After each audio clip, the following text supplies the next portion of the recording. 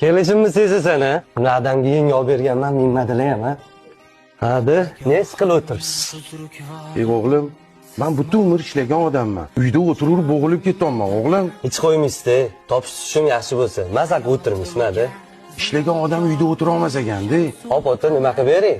Qara, Uchtepa hokimiyatidan Farqatskiga qarab yurganingda, outletni ro'parasida knijniyni burchiga ketibdi joy bor ekan. O'sha tipni kichkina qilib ochib bersang, o'zim ishimni qilib o'tirdim-da, o'g'lim. Shumadi?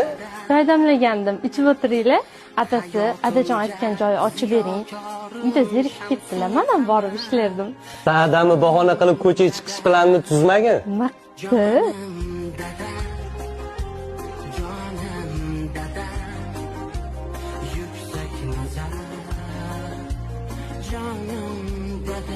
Bolam, bir og'iz gapirganimga yo'q demaganingga juda xursand bo'ldim. O'zizga yoqdimi, ko'nglingizdagidami? Bunaqa joy qilib berasan deb o'ylamagan edim. Odamlar ham gumman bir narsa sog'inishgan ekan. Qo'limga tegmayapti, bolam. Ha, biznesmen otama, barakangizni bersin. Qani qo'lingni och, bir duo qiling. Bolajonim, meni gapimni yerda qoldirmang. Shunchalik joy ochib berding. Alloh sendan rozi bo'lsin. Shu joyimizni fayz va barakasini bersin. Ko'pchilikning rizqi bor joyda yuzimiz yorug' bo'lsin. Savdamizni barakasini bersin. Gumma berasizmi endi menga? Ha, gumma ismi. Pulingiz bormi, boyvachcha? Beraman.